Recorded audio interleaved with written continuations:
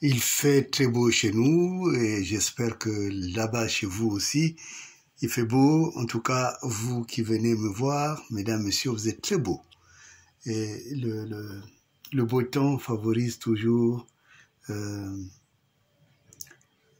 comment on appelle ça, le bien-être. Le bien-être, et voilà, et je voudrais aussi prier, je prie toujours que ce bien-être vienne dans notre pays.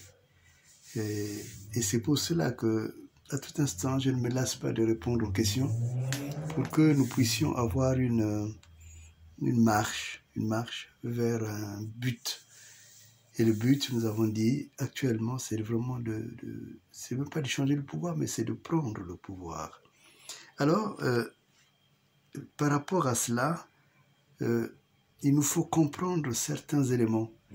Beaucoup de personnes ont dit à l'équipe, mais pourquoi vous en parlez? Pourquoi vous en parlez? Oui, justement, c'est ça la vraie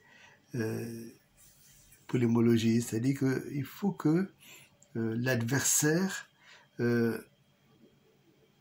puissions l'informer de nos intentions. Mais cela ne veut pas dire qu'on l'informe de nos stratégies. Et ça, c'est une nuance importante. Voilà ce que nous voulons, mais comment nous faisons pour y arriver? On ne le dit pas. On ne peut pas le dire, parce que ça, ce serait trahir la vision, et je dirais même les stratégies mises en place par ceux et celles qui travaillent jour et nuit. Et cela est vraiment très important à saisir. Deuxième élément qui est important, c'est de savoir que nous vivons un peu ce que la Bible appelle la parabole de l'ivraie. C'est-à-dire que au sein de nous, et je les connais, beaucoup ont pratiqué des actes qui sont sans doute difficiles à supporter. Mais dès l'instant que ces personnes sont en chemin avec nous, est-ce que c'est maintenant qu'il faut arriver à les juger, à les casser? On va les juger, les casser avec des outils qui ne sont pas les outils de la paix. Il faudrait que nous arrivions à ce que le pouvoir soit entre nos mains. Et là, nous pratiquerons ce que nous avons appelé et pour lesquels nous sommes reconnaissants de nos frères et sœurs de l'Afrique du Sud, la réconciliation, vérité-réconciliation. C'est-à-dire qu'il y a des personnes à qui nous poserons des questions. Et si ces personnes nous expliquent ce qui s'est passé, ces personnes regrettent et demandent pardon à notre peuple, alors ces personnes n'iront pas en prison. Mais si ces personnes, puisque nous avons des dossiers, ces personnes s'amusent à jouer, à jongler ou à travailler pour l'ennemi, on les mettra sur le fond en prison, en tout cas. Et il y a une polémique qui s'est développée ces derniers temps. J'ai été mis au courant, je l'ai suivi moi-même. Je demande que cette polémique se taise jusqu'à ce que le pouvoir soit atteint, jusqu'à ce que nous puissions poser des vraies questions à des frères égarés, pour que nous puissions les mettre dans des positions où ils pourront utiliser, y compris leur mauvaise expérience, c'est-à-dire que tirer des leçons de leur mauvaise expérience politique, parce que la politique doit se faire maintenant autrement, ce que nous appelions la nouvelle politique du Congo. Et je voudrais aussi, vous m'avez posé cette question, on me la pose aussi souvent, au sujet de l'unité du Sud. Il est important, et c'est même capital, que l'unité du Sud se fasse, parce que jusqu'à présent, on a instrumentalisé les gens du Sud en pensant que les uns étaient meilleurs que les autres, et beaucoup se sont laissés piéger par cela. Et c'est ce qui fait d'ailleurs, je l'ai beaucoup décrié, quand il s'était agi de parler au sujet du génocide de Lari. Personne, par exemple dans le Niari, personne, des Bembe, personne n'avait pris la position. Et ça, c'est la maladie infantile de la politique. La politique, c'est la force de la vérité. Et quand ça ne va pas, il faut savoir dire que ça ne va pas.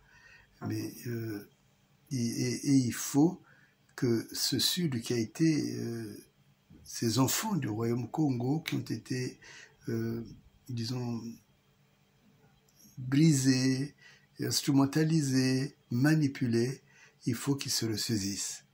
Et c'est pour cela que je suis très attentif à ce qui se passe dans plus que les mouvements, dans ce combat pour l'unité du Sud. Je suis très très attentif et je veux que cette unité devienne vraiment réelle. Je veux que nous comprenions que nous revenions du royaume Congo et que c'est vraiment important que ce royaume se reconstitue parce que c'est une des grandes puissances du monde. Peut-être qu'on ne le sait pas pour l'instant, mais c'est important. C'est important aussi de souligner que je suis très solidaire d'ailleurs, j'avais donné mon accord de la Fédération Congo qui s'est mise en place à partir des États-Unis et qui maintenant remporte un succès énorme. Et il ne faut pas oublier d'où on vient. Rappelez-vous ce que je vous ai dit la dernière fois, que si nous voulons savoir où nous allons, nous devons savoir d'où nous venons. Et c'est à partir de là que les liens de solidarité se solidifient et se développent. Donc, ça, c'est important. Le troisième point qui est important, c'est que lorsqu'on veut conquérir un pouvoir, il faut aussi changer les mentalités. Nous avons tous, beaucoup au Congo, une mentalité des gens qui attendent d'être embauchés. Il y a des docteurs, il y a des ingénieurs, il y a beaucoup de gens, mais leur souhait, c'est d'être embauchés quelque part. Mais qui va vous embaucher quand il n'y a pas d'entreprise? Qui va vous embaucher quand les entreprises sont entre les mains des mercenaires? Qui? Personne. Donc il faut que nous puissions développer à partir de maintenant l'esprit de l'entreprise qu'on ne nous a pas enseigné. Regardez les autres peuples, surtout en diaspora, comment ils s'organisent, comment ils font des petits commerces, comment ils sont solidaires. Et il faut arriver à... on est éduqué aussi par l'expérience des autres. Il faut arriver à travailler de telle façon que l'argent ne nous puisse pas nous faire peur. Nous avons peur de l'argent. On a peur même d'avoir de l'argent. On a peur même de vendre des matières premières, des choses qui sont dans nos pays.